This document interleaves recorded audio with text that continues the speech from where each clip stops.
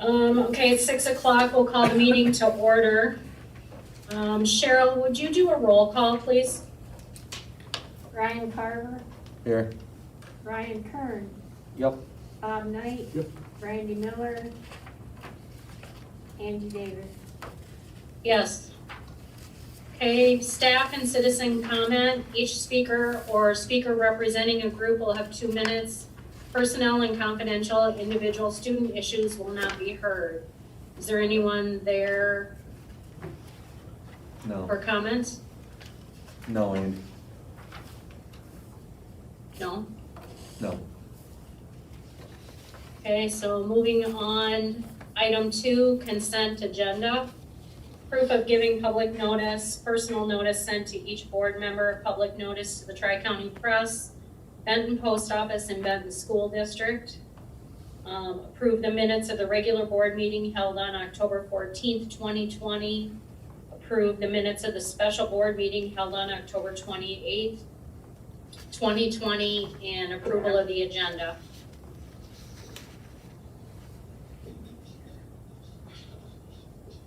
I'll make a motion to approve the consent agenda. I'll second. Okay, all in favor? Aye. Carol, Any- please note that Randy Miller was on at 6:01. Got it? Is anyone opposed to that motion? Okay, motion carried. Item 3, reports, the treasurer's report. Okay.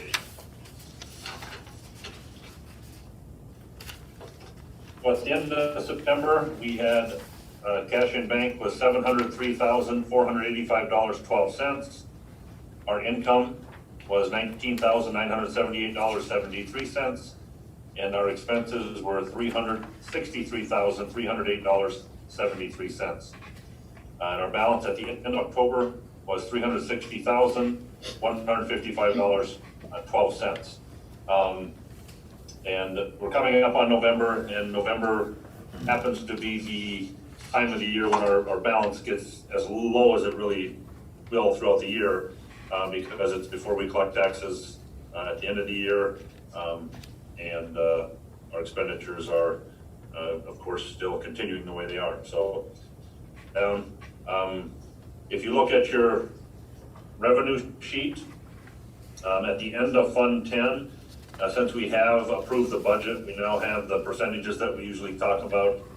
This year, as far as our budget's concerned, we've received 21.97% of our revenue.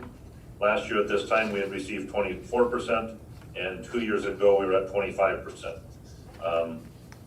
And I don't know exactly what the dates were of those meetings, so that they could have been just a little later in the month that made the difference.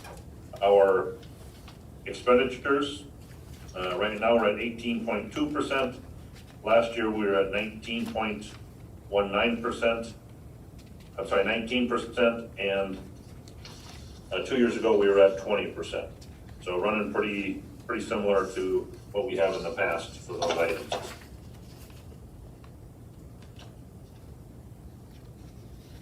All right, thanks, Todd.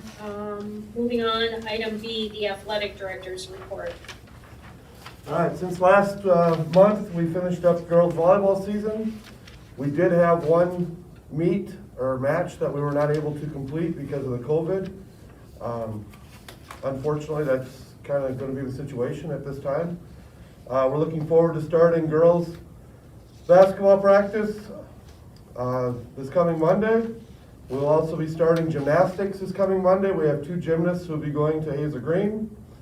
Boys basketball will start the following week, and at this time we do not have any wrestlers that I'm aware of. Junior high boys basketball started practice 2 weeks ago, and their first 2 games have been moved back because of COVID situation with the 6th graders.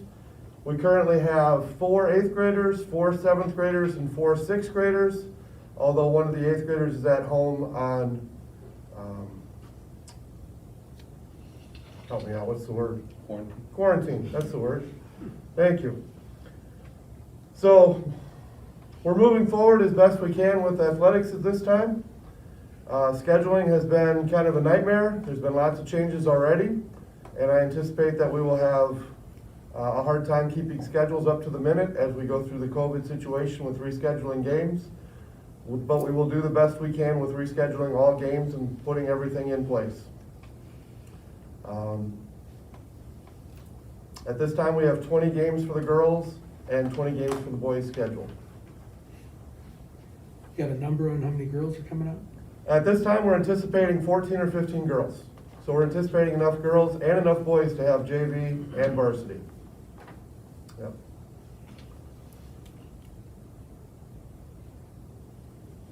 Any other questions? Okay, thanks, Jeff. You bet. Item C, the principal's report. Just wanted to give you an update, first of all, on our music program. We are giving, we do have an instructor coming in one day a week to give instrumental lessons to students in grades 5 through 8, so that's taking place every Friday. In service, we've had 2 in-services since our last meeting, and we have been working on compassion resilience with staff, which is a mental health program. Very well received and very much needed. I think the staff has embraced a couple of the activities that we've had to do and made them really think about all the stresses that they have in their life right now and how their jobs have changed. So that's been very beneficial. We just wanted to also let you know we're still experimenting with the best technology components to serve virtual students. While the teachers are instructing face-to-face, we've been experimenting with microphones and speakers and different things like that. And I think we have some good combinations going, but we're still learning. That's still a learning process. Last week, our PK through 6 students were home learning virtually, and it was a challenge on all aspects, but we made it through it. I think by Tuesday afternoon, we had smooth sailing ahead for the rest of the week. So kudos to our families who were at home with their kids and also to our teachers. I did want to mention we were able to purchase the Go Guardian program, which is something where we can monitor the devices. I think we initially thought the program was going to be more just watching what kids were doing, but it became a very, very useful tool as parents were at home and we couldn't figure out what was going wrong with the devices while they were at home. And I was able to pull up Go Guardian, see what the kid was doing on the screen, and then we can walk the parents through how to get through the issues. So that was very, very helpful. And I want to give a shout out, many, many thanks to our staff for all their time and effort put into the first quarter of the school year. We are all learning every day, every minute of every day, and I'm very grateful for their time and their patience that they've put forward, so thank you. And last but not least, I hope you were able to watch our Veterans Day program today online. Thank you to Mr. Kern, to Gail Wolf, Nick Brandt, and Isabel Langkamp for putting together different pieces of the program and making that a great production for us. We missed having the veterans in our building today. That's probably one of the best events that we put on during the school year, so we're looking forward to next year when hopefully we can bring those people back into our building and celebrate. That's it, thank you. Lisa, I was able to watch the Veterans Day video today, and it was very well done. Great job by the kids. I know Gail made a lot of phone calls, but I thought it was very well done. Moving on, item D, superintendent's report. Okay, first of all, and I want to build on that as well. I think the Veterans Day program was very well done. Hopefully anybody that hasn't gotten a chance to watch it can still do that. But it was very well done, and I think very, very well deserved by the veterans of our area. I did receive my lifetime license, so after sending that in, the DCI's caught up enough to where they notified me of that. So thank you again for your support as far as helping me obtain my lifetime license. I sat in on a meeting yesterday where the DPI submitted their biennial budget, so they were reviewing it with superintendents across the state. They are asking for a lot of funds. I don't know how that's gonna turn out. I think it'll be an uphill battle, but they're asking for quite a bit, and if they get a portion of that, I think we should be sitting in a situation where hopefully at least they're not cutting the budget next year. I do want to say through all of this, the parents, when I'm talking to them on the phone, have been outstanding. It's no fun calling a parent and telling them they have to come pick their child up from school, and to this point, we've had very little resistance and very, very good understanding by the parents, so we appreciate that. You know, if we do call, it's in the best interest of everybody, and they've been very, very good about understanding. The staff has also been very good, you know, sometimes doing the two jobs as far as teaching live and teaching virtual, and at this point, it's most of them are doing that on a consistent basis. They've got some virtual students anyway, so I think it makes their job a lot harder, but they're really handling it well, and you know, making a go of it. And one of the reasons they are handling it well is Lisa fields, Mrs. Lawrence fields most of the questions on that as far as the technology, and she's the one that heads off, you know, most of the problems when it comes to that. So she's kind of keeping the ball rolling there, so we appreciate everything she's doing as well.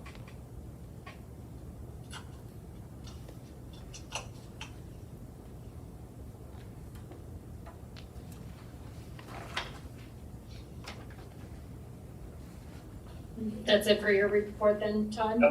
Yep. Okay, thank you. Item 4, discussion and action items. A, bills for payment.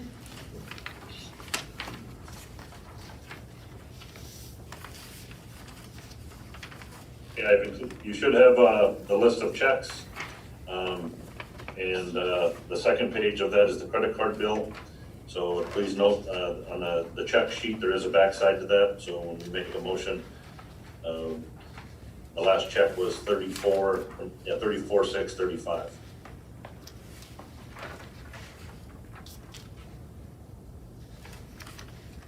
Any questions on any of the checks? I'll make a motion to pay the bills, check number 34580 through 34635. I'll second it.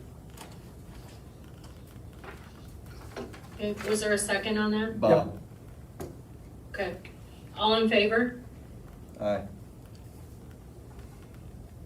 Anyone opposed? Okay, motion carried. Item B, outdoor education and overnight trip. We have Kyle Kern here tonight to talk about this. And this was stopped roughly 10 years ago. So I'm like, Kyle, help get from here, and any questions he should be able to answer. Yep, so, like he said, it was something that we used to do. We used to have 5th and 6th graders go in the spring. I'd like to do it in the fall for a couple reasons. One, I think it would just benefit our students throughout the school year a little bit better. Mr. Dressler and I did a lot of talking about this, and we think 5th graders in the spring, or in the fall, might just be a little too young for the trip. And then after talking it over with him some more, and Mrs. Lawrence and Mr. Bastian, we think maybe 8th graders might be a little too old for this trip, so I'm settling maybe on 6th and 7th graders going every other year. I talked to Canyon Camp, and I put the pricing in there. One thing that we can probably take off of there for that pricing is the archery section for $400. We have our own archery equipment, and our very own Mr. Dressler is certified level 1 archery instructor, and he is willing to come down and teach the archery unit, so we do not have to rent their equipment or any of their instructors. So that's one thing that we could knock off of there. I know in the past, they used to charge around $25 per kid to go on this trip. I'm not opposed to that. I'm not in favor of going around and asking businesses for money for this trip. I think we do that a lot already, and I'd like to try to avoid that if possible, but I also don't want to be, taking, more than $25 per kid. And that would probably be more for like meals and stuff like that, like we charge them for their lunch tickets and stuff like that. I'll wrap up here, and then if you guys have any questions, because I put most of the stuff that I have in your packet, but I did talk to Angie Steluka about providing lunches, and she also talked about coming down and cooking dinner there every night for us. It'd be two nights for supper. And she's willing to come down as long as it fits into her schedule and take care of that stuff for us.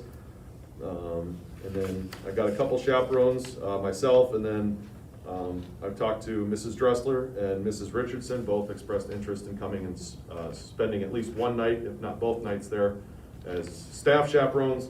And then we would probably take along some high school kids that are NHS or based on their merit, able to come and help us out, so.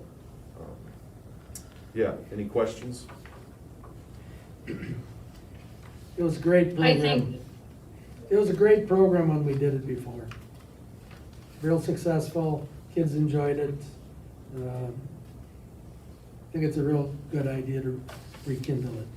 Yeah, and as far as I meant to mention for tonight, what I'd be looking for, if not tonight, by the next meeting, I'd like to get these dates locked in with Canyon Camp because right now they're pretty open, but I'm sure as we get closer to the end of the year, people are gonna start booking out. And those dates that I have in there work really well for us. There's no home football game that week, so it's not gonna be homecoming or anything like that.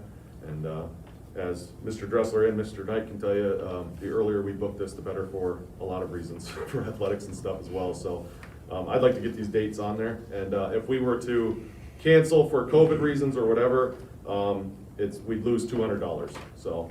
You know. It's a good idea. I did not hear Bob Knight's comment. You may clarify that for me? I just said, Todd, that when I was teaching here, that we used to do it I think every other year we did it. And kids loved it, parents liked it. It was just a great experience for them. Okay, thank you. Thank you. I agree with you too, Bob. I think there's a lot of kids that don't get the opportunity for these activities if we don't do it. And I think it's a good thing for us to get back into a rotation again and offer it. I think sometimes we forget that some kids never get an opportunity to do a lot of things. We just kind of take it for granted that our kids got to do it. The same with the fishing trip. I can't believe how many kids have never been on a boat or had a fishing rod in their hands. So I think it's a good idea that we give them the opportunity. Besides that, it's not much money. Todd, so just to be clear, what are we looking for tonight, just to put the dates, prove the dates? I think we need to make because Kyle, you need to set the dates and therefore a non-refundable deposit, correct? Correct, I'd need to sign a contract for those dates, basically. I think a motion to approve the trip as presented would be appropriate. I make a Okay. motion to approve the trip as presented by Mr. Kern. I'll second the motion. Okay, all in favor? Aye. Aye. Is there anyone opposed? Okay, motion carried. Item C, senior class trip. And we should have some seniors there to present. Taylor Mowry is here, as well as Claire Tiedemann. Thanks, Taylor.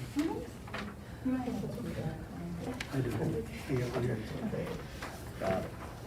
Thank you.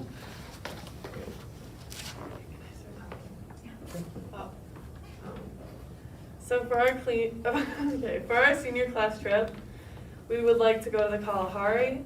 The dates we've chosen are Wednesday, May 5th, and the time we would leave at 7 and come back at 10 p.m. Our chaperones potentially would be Mr. Kern and Mrs. Hum, and our bus driver would be Eric Murray, who is volunteering, so we would not have to pay. Uh-oh. Oh, he's sharing his screen. He's just Okay.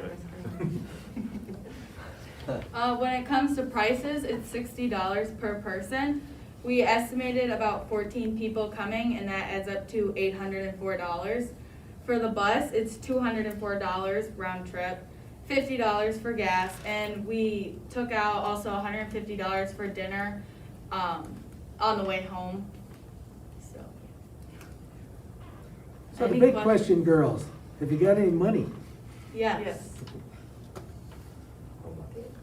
A little over $2,000. A little Over over $2,000.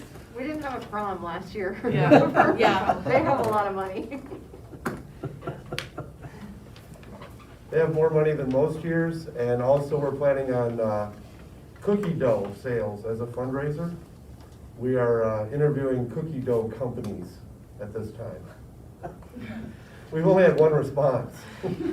You're not going house to house, are you? You know, I don't know what we're gonna do. That's a great question. I don't know if we can do a virtual sale. I don't know how that will go over. So the good news is we don't need to raise tons of money for the senior class. They're in a pretty good financial situation right now. But they do have some expense coming up with the prom also. And then we also have some small expenses that are associated with graduation. So we don't want to spend it all on the class trip, and we can't budget for all on the class trip. But I think what they've put together is in line with what we've done in the past, and financially, I think it's very responsible with what they're spending. And this would be easily canceled if. Or there's an issue adjusted, without losing yes, money. if we needed Yeah. to. Yeah, it's a one-day trip. The people at the Kalahari, I've worked with them in the past, they generally give a group discount. They're very easy to get along with, and like you said, they would, if we had to cancel, I'm certain they would like us to reschedule.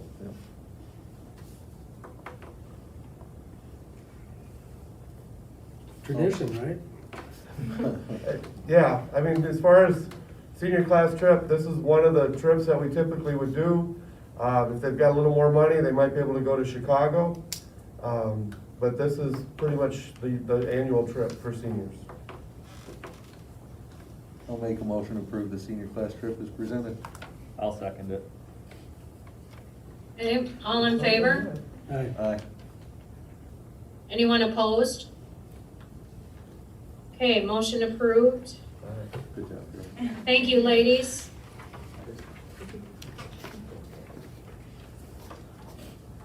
Item D, review district financial audit.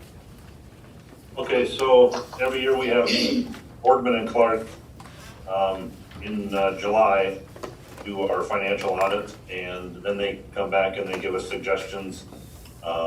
So I've shared those with you, and I've also shared with you in the supplement some things that we've done to take care of some of their suggestions. So most of their suggestions are on page 7. The first one is dealing with cash disbursements, and basically what that comes down to, and it's one that they usually suggest to us every year, we really don't have the manpower to do what they're asking us to do. Many districts have a bookkeeper, they have a business manager, they have multiple administrative assistants. We've got a bookkeeper and administrative assistant. So to have 3 tiers there is pretty tough for us to do. So that's why that one continues to come up. The next one is trust agreements, and this happens in 2 different places. We're gonna resolve that one by moving the funds that are in Fund 72 to Fund 21, which I'm not gonna go into real detail with that.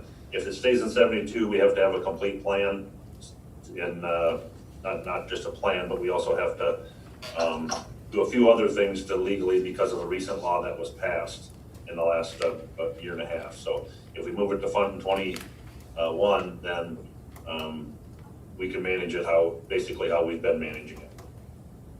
An investment policy, I will be working on that with Neola and with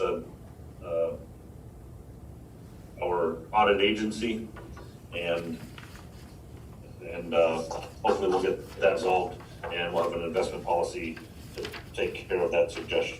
Did I say Boardman and Clark before? Yeah. Johnson and Block, I'm sorry, it's Johnson and Block. I was gonna ask you when you get done, but Sorry about that. Data recovery, they suggested this last year as well. I brought this up to our tech guys. We do have a data backup, and our tech guys said that in order to do it, it's quite a cost to basically have everything backed up and to run through that check, because it's quite quite a bit of man hours to do it. So, you know, they're not worried about it. We have everything backed up, and that's why we haven't done it, just because of the cost of it. I mean, if there's some interest, I can look into it more and see what the actual cost would be, but Tyson TC Networks has told us basically that we should be in good shape and that it's not necessarily something we really need to do. Community service, that suggestion that they gave us, we'll be complying with that suggestion and changing what we do currently to do what they've suggested for us. And that's basically to run, before we run funds into Fund 10 and then transfer them later in the year. And their suggestion is basically just to run everything through Fund 80, which is our community service fund. So we will be doing that as they've suggested. Food service fund, we've been running in the negative. And basically their suggestion was to raise prices to get us into the positive, which I don't think that's in the best interest of our school district. To do that, we would have to raise prices significantly. And I think that would put a burden on many of the families in the district that I don't think they really need at this point, nor do we need to do it. I think by transferring money at the end of the year, when we need to, we will, and we'll be in good shape to do that. On page 8, they talk about related party transactions, and one of the things that came up here, and very seldom do we really have a bill that runs this high anyway. We were just over $15,000 when we put in the touchless faucets and toilets for this year, and their suggestion was that since we have a board member that is in charge of the company, that maybe we shouldn't do that. But I do know that we got the job done quickly, and we got the job done very, very efficiently as far as monetary goes. So I know Current Plumbing and Heating did a quick job on that, did a good job, and treated us very well. And then the fiduciary activities, and once again, this is the same thing that we talked about before. To take care of that one, we're gonna move stuff from Fund 72 to Fund 21, and that should take care of their suggestion there. So are there any questions on any of that stuff?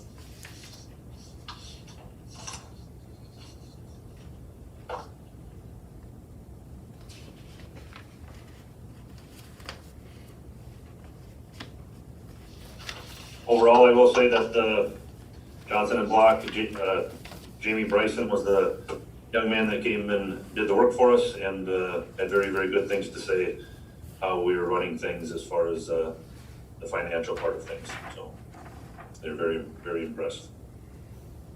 Awesome. Okay, moving on to item E, appointing board members to fill vacancies.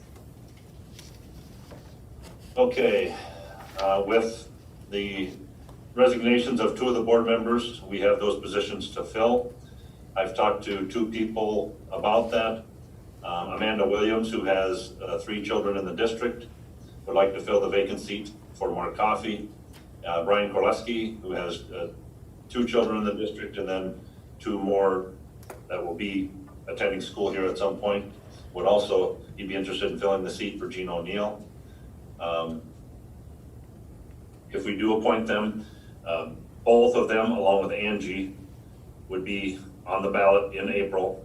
And the way that will work is if there's just 3 people on the ballot, or I guess it doesn't matter, however many people on the ballot, the top 2 vote getters would get the 3-year terms, and the 3rd highest vote getter would get the 2-year term. So that we don't have a turnover of 3 board members in 1 election. So that's how we would stagger that. And I do recommend a roll call vote here when the time comes. So it's Amanda Williams for Mark Coffey and Brian Korleski for Gene O'Neill. And I would suggest that we also do separate motions for each board member.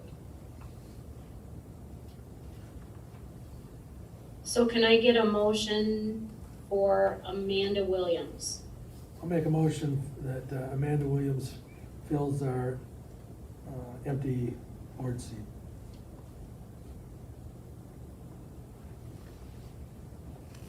I'll second the motion.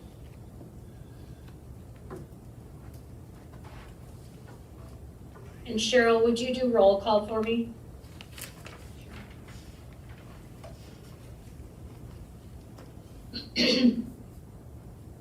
Bob Knight, Yep. Ryan Kern, Yep.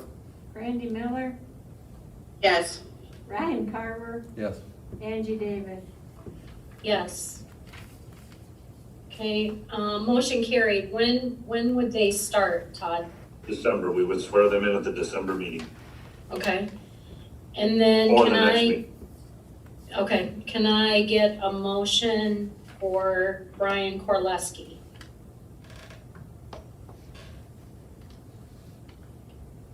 I'll make a motion that Brian Korleski takes the second vacant seat. I'll second that. Okay, and Cheryl, would you do roll call again, please? Bob Knight, Yes. Ryan Kern, Yes. Randy Miller, Yes. Ryan Carver, Yes. Angie Davis. Yes. So motion carried. And they'll have all their papers and everything done, Todd, then by the December meeting? Ready to go? Yes, we'll get everything ready to go for that. And they'll be sworn in at the December or next meeting if we have a special meeting.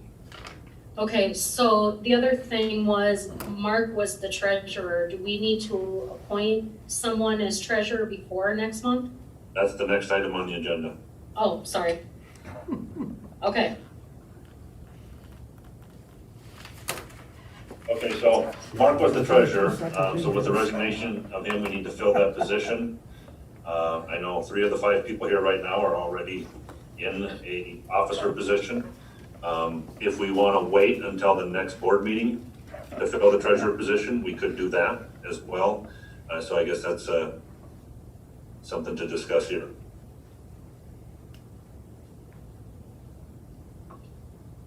Anybody here want it? is there someone You don't have to sitting in take the room notes, there you that got- would like to be the treasurer? No, I was gonna say we can table it until next time if nobody currently wants it. I'll volunteer to do it as long as I don't take a note. There you go. I I can't really nominate hear Bob what they Knight. said. Make a Bob motion. Did he make a motion to table it? Was that what it was? No, I nominate Bob Knight. Okay, all right. Oh, okay. Is there a second? Yep. Okay, do we need a roll call for that or just, Yes, I suggested roll call, yes. okay. Cheryl, can you do that for me? Yep. Ryan Carver, Yes. Randy Miller, Yes. Bob Knight, I abstain.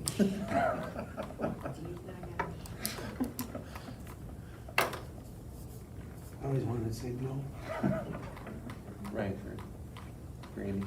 Ryan Kern, Yes. and Angie Davis. Enthusiastically, yes. Did you get Motion Randy? carried. Did you get Randy? Okay, welcome new treasurer. Sorry. Item G, COVID considerations.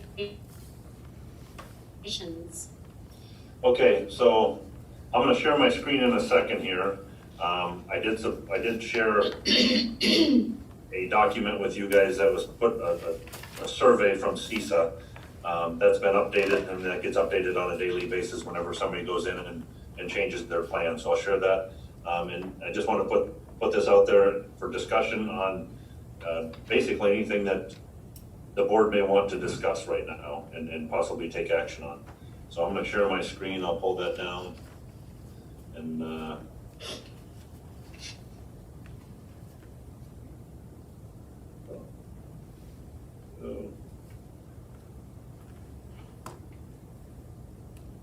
Come on.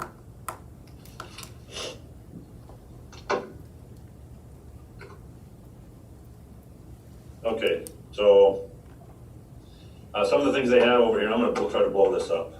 I'm guessing, does that need to be blown up, No, zoomed in? it's good. Can you a little bit? Can I what? Can you do it a little bit? Yes, A little? I don't know how to do that.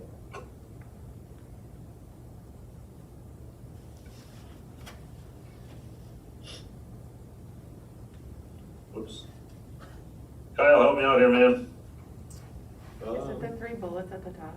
Is it? I don't. I think it's at the top, that 100%, that's at the left-hand side. Okay, there we go, good, thank you. Yep. Okay, how's that? Perfect. Okay, so first of all, one of the questions that is on this survey is, will you switch to virtual the week of Thanksgiving, either planned or as a preventative measure? And I'm just I'll scroll down after I think, if I can read fast as I can read, probably everybody else can read that fast. So looking at these schools, and going to Cuba City through Highland, some of them have not answered yet.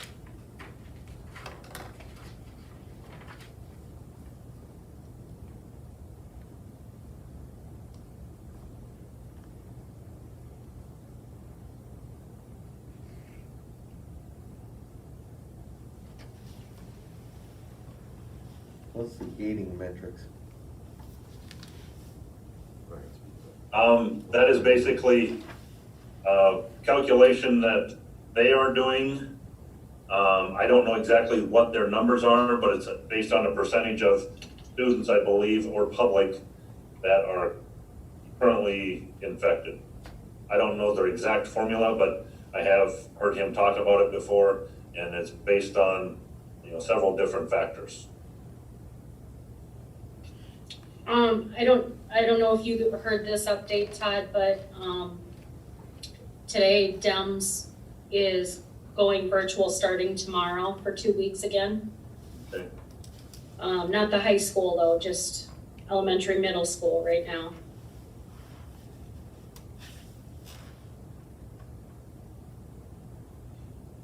So that's one of the questions. And then if the question is yes, of course, for coming back, taking a week of Thanksgiving or the week after Thanksgiving off, then the next question is, when do you plan to return? Will you allow sports to practice in your facilities if you go virtual? So we've got several answers here as well. If I go too fast, just tell me to slow down, please. So that's a yes for Cuba City and yes that they're allowing sports. Yes, they plan to close after Thanksgiving, and they do plan to continue to practice or play games.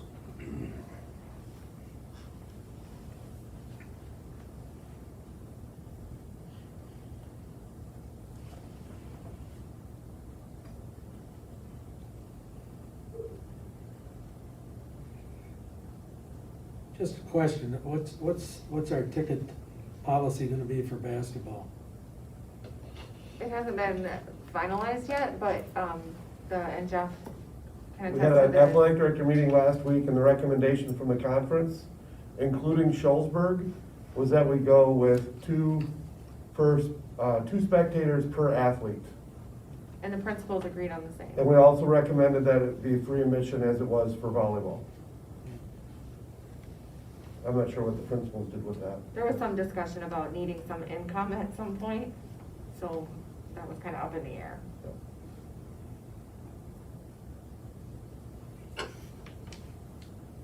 Okay, and then we have the questions over here as far as, will you allow community groups to use your facilities, youth practices, organizations, et cetera? And then the last one is, are you making adjustments to hourly employees if switching virtual custodians, bus drivers, et cetera? I don't know. The last question there, I honestly don't know why that's on this survey. I don't know that that has a lot to do with the other four questions. But are there any discussion that we want to have on any of these items at this point?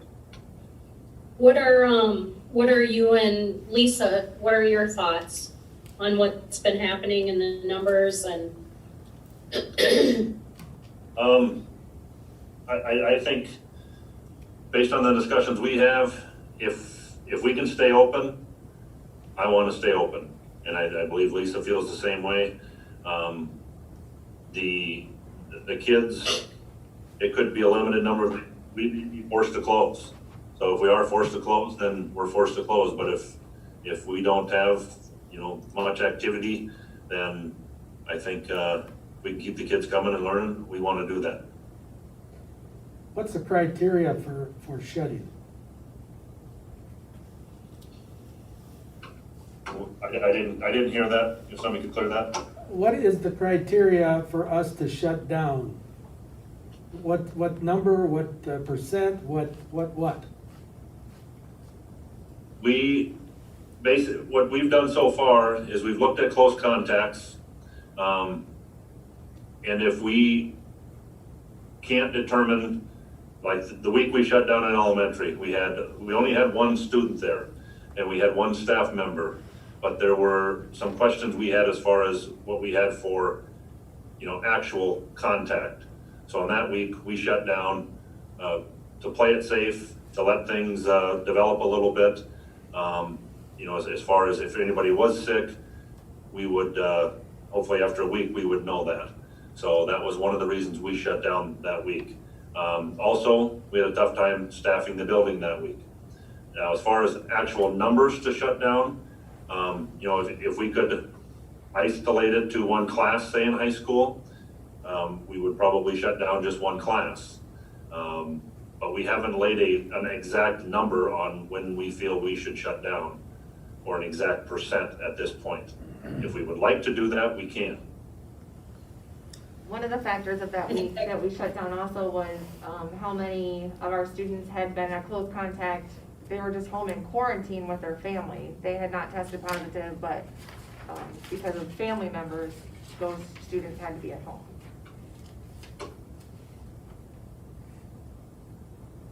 I think if you go with a specific number or a certain percentage, it kind of ties your hands, takes away some of the flexibility. And the other thing, if we have 3 or 4 fourth graders that tested positive, that's a very large percentage of our school compared to bigger schools. And I don't think it's necessarily a fair way to measure it. Now, if we had 3 or 4 fourth graders that did test positive, I think you would definitely shut down the 4th grade, for example. But to shut down the entire elementary because of that, I don't know that would be necessary. My feeling is if you and Lisa are willing to take that, that responsibility to make that call, I'm good with leaving it in your hands versus putting a number that allows no flexibility. I think you guys make good decisions and Well, and part of that goes back to our parents. Our Right. parents have been so supportive and so but you guys so know supportive of that. everything. For us to put a number on it just doesn't seem to me to make a whole lot of sense. As long as you guys are okay with that responsibility on you. Yeah. Also, I would just like to add to that, Ryan, that I know from my own personal job, it gets tight and staff are getting stretched, to where you're struggling to cover everything. I would hope that if you and Lisa feel like we're getting to that point and you don't have enough to handle it all, I feel pretty good that the board's gonna support whatever you need at that time. Yes. and that was Bless you. when we shut down for the 7, or it actually ended up being 6 days because we had the Friday off for our in-service. At least the students had the Friday off. That was one of the factors, was that the staff was going to be stretched pretty thin. We were gonna have subs in the building anyway, so it was time to make that move. And I think student-wise, I don't think there was a big risk as far as students being in contact with each other there. So that was a very big factor at that point. as far as being able to staff the building with qualified adults. I think, I mean, it's hard to find subs anyway, but with the numbers going up and up the way they are, I just don't think you're gonna see anybody else coming forward volunteering to want a sub. Well, and realize a sub has to teach it face-to-face and virtual in most of our Yeah. classrooms anyway. Right. That's a lot to ask. Can I ask a question? If we do go virtual, does that mean athletics will be out? That would be something that we would have to decide. If the board wants to make a stance on that, we could. Otherwise, we can determine, you know, are there any athletes, say on the boys basketball team, that are affected by, you know, something like that, or if they're close contacts, there's, you know. I'm also Kansas- thinking specifically Kansas aren't. Go ahead. for our co-op situation, if Benton is virtual and we're shut down, do we send our athletes over to Southwestern? And likewise, if they're shut down, I'm assuming that we would no longer have gymnastics. But if we're shut down, would our students still be allowed to go participate if the game continues to go on? If the meet goes on? Well, I mean, if we're shut down and they're not a close contact, then I don't see why they wouldn't be able to attend practice. If Southwestern tells us that if we're shut down, they don't want our kids to come over, then I would say we don't send them over. Well, and I think, doesn't it go back to also why we shut down? Was it large number of kids or trouble staffing? Right? Yeah, I completely agree with that. I mean, it's gonna be to look at the situation and, you know, see who is in close contact. And if they're gonna be quarantined, then obviously in that case, for sure, they wouldn't be sent. And that's unless, you know, if the board wants to move a different direction and if there's gonna be a blanket that if we shut down, we don't participate in athletics, then we can certainly do that.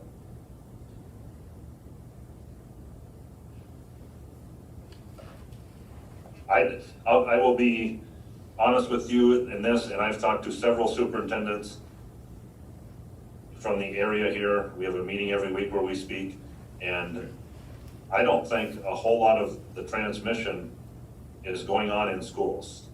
I think, you know, kids are coming to schools, they're in masks, and it's definitely possible. We all know that, of course, but I think with the masks that we're wearing and precautions we're taking, and it's not perfect. I'm not gonna sit here and say that kids stay 6 feet apart all day, because if you say it once, you're gonna say it 1,000 times during the day to spread out and social distance. But I think the school is probably one of the safest places they can be right now. I would agree with that. Probably the cleanest too.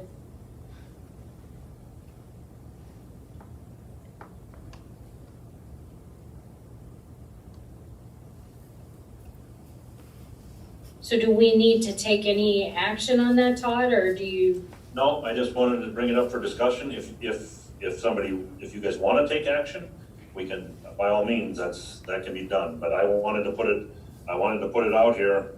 I did not have it on the agenda. That's why we reposted the agenda so that we could discuss it, because I think it's something that definitely needs to be discussed by the board and questions need to be asked. And hopefully we're answering them adequately. Do you guys in the room there, does anybody have any strong opinions on that? Or thoughts? I trust our administration. I couldn't understand that. I trust our administration. I think they'll make good decisions. Yeah, I would agree with that also.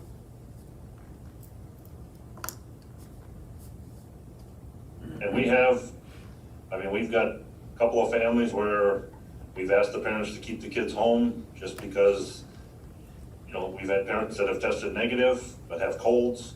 And we said, you know, keep them home anyway, just so that when they come to school, they don't spread a cold to a bunch of other kids. And then because they have symptoms, they have to stay home. So, and the parents have been outstanding about saying, okay, yeah, that sounds right. You know, we don't want to spread colds or any sickness around, you know, and cause kids to have to be out of school.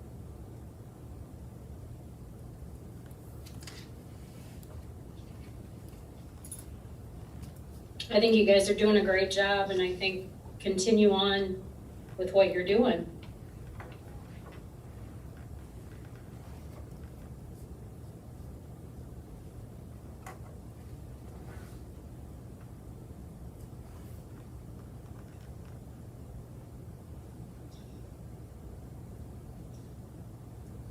Does anybody have anything else on that, or do you want to move on?